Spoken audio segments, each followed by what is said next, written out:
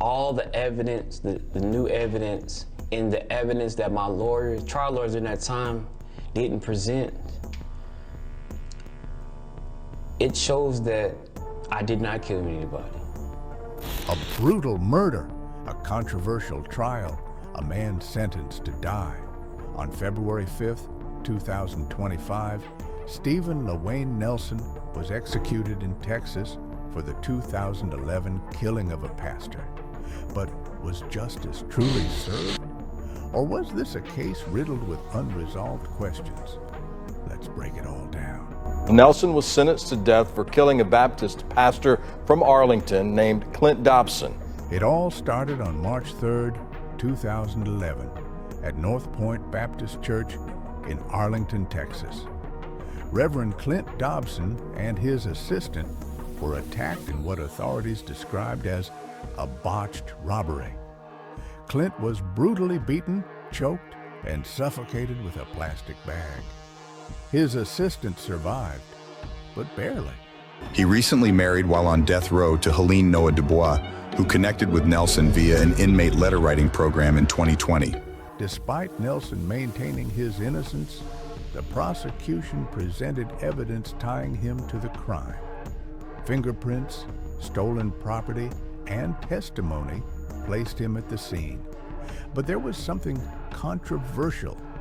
Texas's law of parties rule, which allows people to be sentenced for a crime even if they didn't commit the actual murder. All the evidence, the new evidence, and the evidence that my trial lawyers in that time didn't present, it shows that I did not kill anybody. Stephen Nelson was convicted based on circumstantial evidence and the testimony of witnesses who later changed their statements. Some argue the prosecution was more focused on getting a conviction than uncovering the truth. Told me not to testify because during that trial, they only did surface stuff. They didn't investigate my other two co-defendants. They didn't investigate anything. There were multiple unresolved issues in Nelson's case. Key pieces of evidence were missing, and the court dismissed testimonies that could have exonerated him. Despite this, his execution proceeded. As the execution date neared, protests erupted. Advocates claimed Nelson's trial was unfair, and key evidence had been ignored. But the state of Texas moved forward. On February 5th, 2025, Nelson was scheduled to die. On February 5th, 2025, at Huntsville State Penitentiary, Nelson's final words were, "Let's ride, Warden." Within minutes, lethal chemicals were administered, and he was pronounced dead. Stephen LaWayne Nelson, 37, said, "Let's ride, Warden," before he was pronounced dead at 6:50 p.m. in Huntsville, Texas on Wednesday, after refusing to walk into the chamber. Yes, thanks for asking. Yeah, Noah, his wife, was there, and there were certainly witnesses there for the victim's family. I just don't know, I wasn't able to tell who they were. In his last moments, Nelson showed no fear, no apology. His execution marked the first in Texas for 2025, but the debate over his guilt and the fairness of his sentence continues.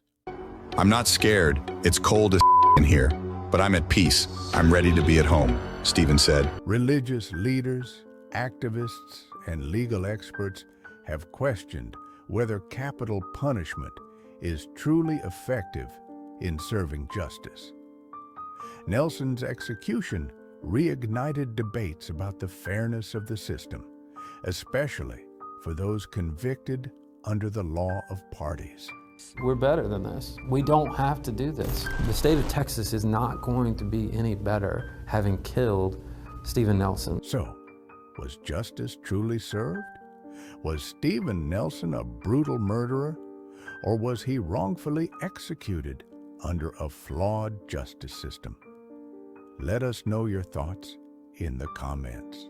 On a cold night in 1991, a woman was brutally murdered in her own home in Alabama.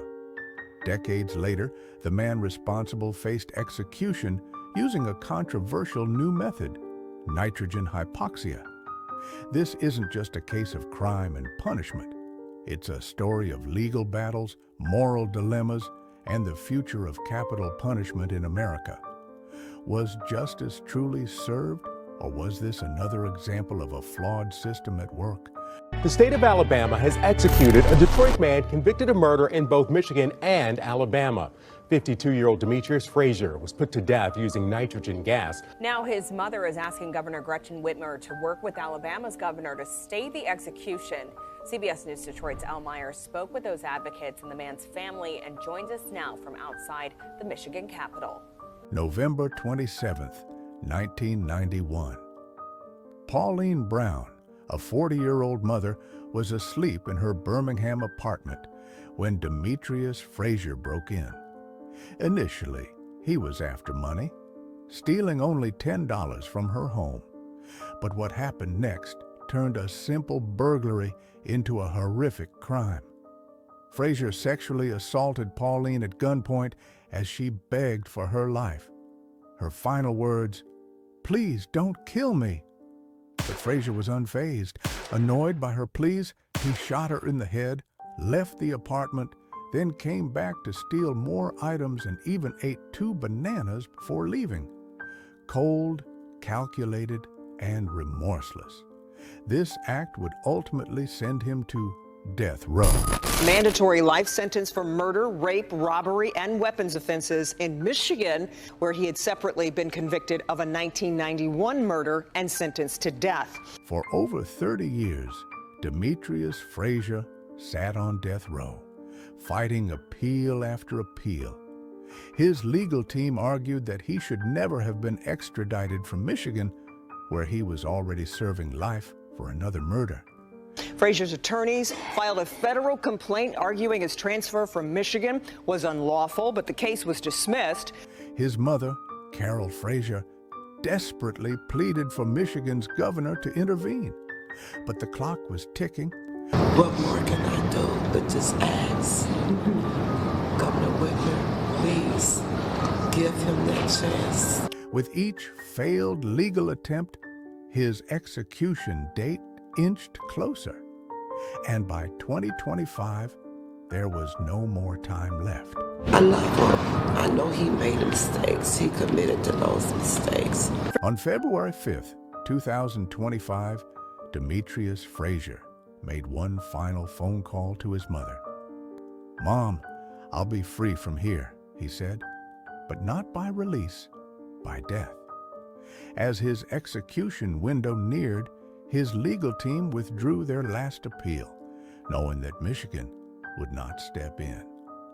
With the execution chamber prepared, Frasier spent his last hours waiting for what was to come. On February 6, 2025, at 6:36 p.m., Demetrius Frasier was executed by nitrogen hypoxia, making him the 4th person in U.S. history to die by this method. Will die by nitrogen hypoxia. February 6th, Frasier was convicted of robbing, assaulting, and murdering Pauline Brown back in 1991. Nitrogen executions, while legal in other states. His final meal? A cheeseburger and fries. His last words? "Detroit strong. I love everybody on death row. Let's go." During his last words, officials said Frasier apologized to the families of the victims. Reporters in the room say he ended by saying, "Detroit strong." As the gas was released, he waved his hands, then began gasping for air. Witnesses described sporadic convulsions before he fell still. He was kind of swirling his wrist. That didn't last very long, so we think that was an indication when he lost consciousness. Since nitrogen hypoxia was introduced, debates over its humanity have intensified. While Alabama claims it's painless, witnesses described visible suffering. Attorneys also argued this method of execution does not work as quickly as the state promised. Officials say it took Frasier about 8 minutes to die. Meanwhile, Pauline Brown's family expressed relief that justice was finally served. But opponents argue that executions do not bring closure, they only add to the cycle of violence. Among the witnesses was reporter Gladys Bautista, who had seen 2 executions before. She described Frasier's body shaking, his face tensing, and his legs twitching. Some say this was a peaceful death. Others claim it was a slow suffocation. The truth? Somewhere in between. Demetrius Frasier, a cold-blooded killer or a changed man? Execution by nitrogen gas? A humane advancement or a more terrifying form of capital punishment? Share your thoughts in the comments below. A shocking crime, a brutal murder, a child left in the aftermath. The name James Dennis Ford became synonymous with one of Florida's most heinous killings. But beyond the headlines, this case raises deeper questions about justice, redemption, and the finality of the death penalty. In April 1997, a fishing trip turned into a horrific scene. Ford, a seemingly unremarkable man, took the lives of Gregory and Kimberly Mallory in a way that would haunt the community for decades. For more than 25 years, he sat on death row until now. Governor DeSantis signed the first death warrant of 2025. 64-year-old James Ford is scheduled to be executed February 13th for the 1997 murders of a Charlotte County couple. A crime so violent, it left an entire town in shock. A crime so ruthless, it sealed one man's fate. Gregory and Kimberly Mallory were young parents looking forward to a peaceful day by the water, but instead, they met a gruesome end at the hands of someone they considered a friend. On April 6, 1997, Ford invited Gregory and Kimberly on a fishing trip. But as soon as they arrived, things took a dark turn. Court records reveal that Ford shot Gregory in the head, bludgeoned him, and slit his throat. Kimberly fought to save her daughter, strapping her into the back seat of their truck. But Ford wasn't done. He returned, assaulting and murdering Kimberly in cold blood. Their 23-month-old daughter, Miranda, was left strapped in the vehicle, dehydrated, covered in her mother's blood. For 25 years, James Ford sat on death row, awaiting the inevitable. But even as his execution date neared, his attorneys fought to save his life. Was he mentally competent? Should his past trauma have spared him from execution? His defense argued that Ford had the mental age of a teenager, an argument that ultimately failed. His appeals were denied time and time again. Despite last-minute efforts, the Supreme Court refused to intervene. The countdown to execution continued. As the execution day drew closer, tensions rose. Protests erupted. Families prepared for closure, and Florida's justice system moved forward with an irreversible decision. Would James Ford finally show remorse? Would his victims' families get the justice they waited decades for? On February 13, 2025, Florida prepared to carry out its first execution of the year. Media outlets gathered, and Ford spent his final hours in a small cell awaiting his fate. On his final day, James Ford made a choice. One last meal, but no last words. Would this execution bring peace to the victims' families, or just more questions? James Dennis Ford was executed by lethal injection. This is the most common execution method in the United States and is considered less painful compared to other methods such as the electric chair or firing squad. At 6:19 p.m., James Ford was pronounced dead. His final meal? A plate of steak, macaroni and cheese, fried okra, and sweet tea. He refused to give a final statement. But outside the prison walls, Kimberly Mallory's stepmother had words of her own. "I hope he rots in hell." While Ford's chapter had ended, debates over capital punishment continued. For Miranda, the child who survived that night, the execution was closure, but not healing. "I've lived my whole life without them," she said. "This doesn't change that." Inside the death chamber, only a few people watched as Florida carried out its first execution of 2025. One witness described the moment Ford took his last breath, calling it silent but final. Officials confirmed the execution went as planned. A doctor pronounced Ford dead. The curtain closed, and just like that, a decades-long case had reached its end. James Ford is gone, but the pain he left behind still lingers.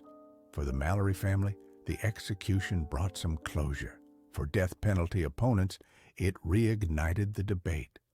No execution can undo the horrors of April 6, 1997. But in the eyes of Florida's justice system, the case is finally closed.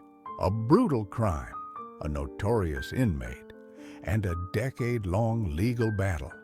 This is the case of Richard Lee Tabler, a man whose actions not only led to multiple deaths, but also exposed flaws in the prison system. The state of Texas executed 46-year-old Richard Tabler this evening. Convicted of a double homicide in Killeen, Texas, Tabler's case took an unexpected turn when he smuggled a phone onto death row, making chilling threats to a state senator. His story is a grim reminder of how crime, punishment, and justice intersect in America's legal system. In 2004, a Thanksgiving weekend turned into a nightmare when Tabler took the lives of a strip club manager and his friend in cold blood. But that was just the beginning. 2 more teenage victims would follow. Over the years, his legal battles and controversial actions would spark debate across the country. Richard Lee Tabler has been convicted in the murders of Mohammed Amin Ranuni and Haitham Zayed in a Killeen parking lot. Locked away but still dangerous, Tabler's time on death row was anything but quiet. His crimes didn't stop after his conviction.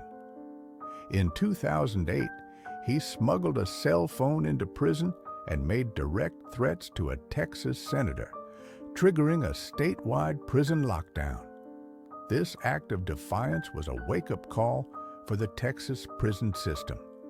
How could a death row inmate gain access to a phone and terrorize lawmakers? His actions led to stricter security measures across the state, but for Tabler, they also ensured that his execution was inevitable. February 2025, Richard Lee Tabler's final day had arrived.